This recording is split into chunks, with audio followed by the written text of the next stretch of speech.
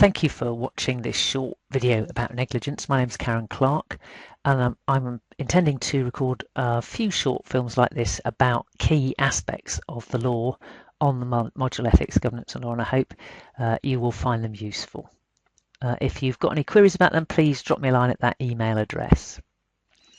Okay, so the tort of negligence, tort being the word for civil legal wrong as opposed to criminal legal wrong, has got three elements: duty, breach and causation, and all three must be established to succeed in making a claim for damages under negligence. And the point of a claim in negligence would be to put yourself in the position you should have been in if the tort or the wrong had not been committed. So the first thing you have to establish is that the person against whom you are claiming on the balance of probabilities, that remember is the civil standard of proof, on the balance of probabilities owed you a duty. And that's the one we're going to look at in this film. And the law actually says we all owe a duty to our neighbour. And of course the word neighbour is one we all are familiar with, and it usually means the people who live next door to us.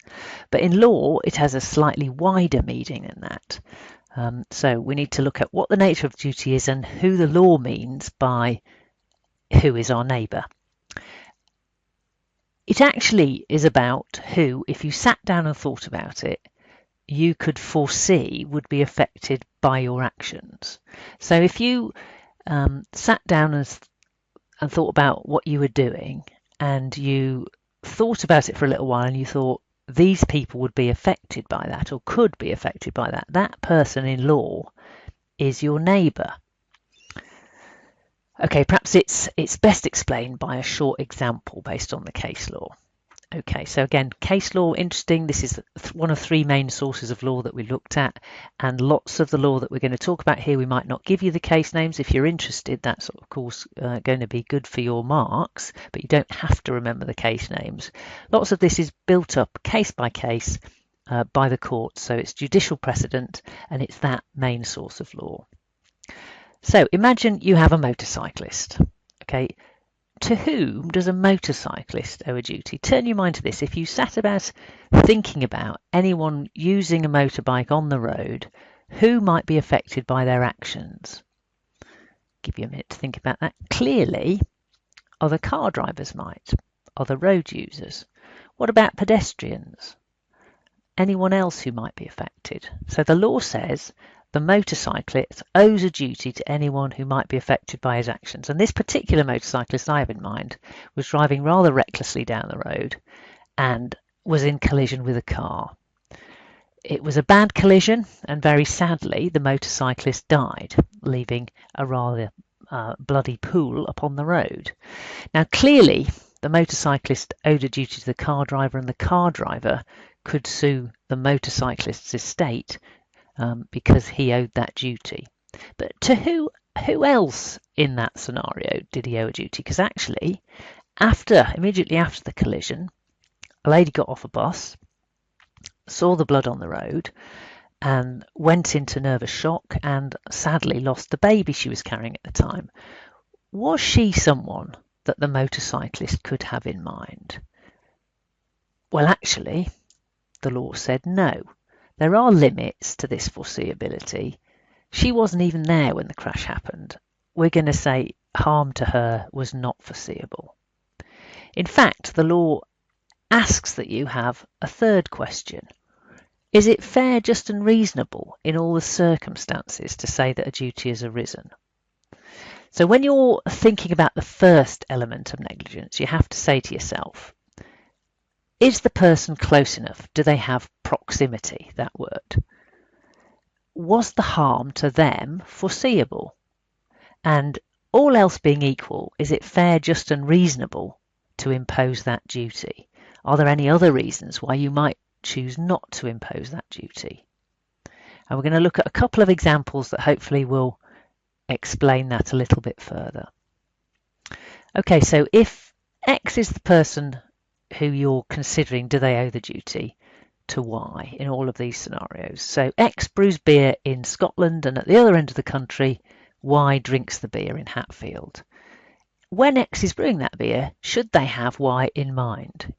Is it reasonably foreseeable that if they do something negligent with that beer, it might hurt Y?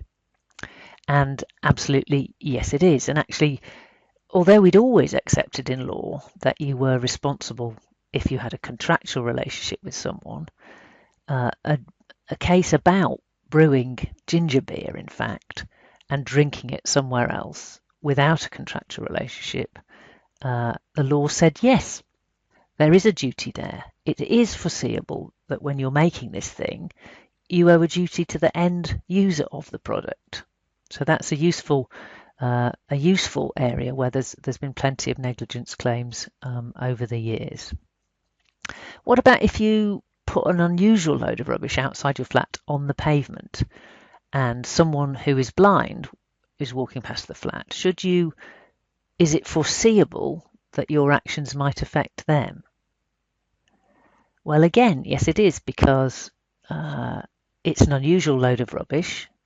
So we know that there are a percentage of people who are blind who walk around the street. So if you are putting a hazard on a public highway, it is reasonably foreseeable that they would be affected by your actions. And there is no good reason why you wouldn't impose that duty, because you are creating the hazard. So you would be obliged to take precautions to stop anyone who was blind from being injured by that. Now, how about this? If you light a bonfire in your back garden and somebody illegally, obviously, is climbing over the garden wall hoping to steal from the shed. This is slightly more complicated and rather depends on experience.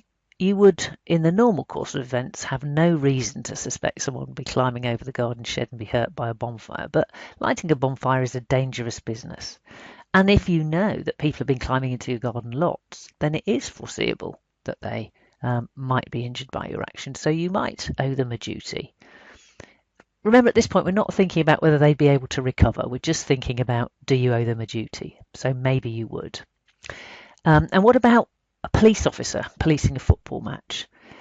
Obviously, there are people in the stadium who are going to be affected by his actions, but what about someone watching that game on live telly? Might they be affected by his actions? And that's going to be one of the circumstances where, in all the circumstances, it's not fair, just unreasonable to impose that duty. Suppose you're policing a live international game, millions of people worldwide are watching it. It would not be fair to impose the duty on the police officer at the particular game. So that's the basic elements of duty.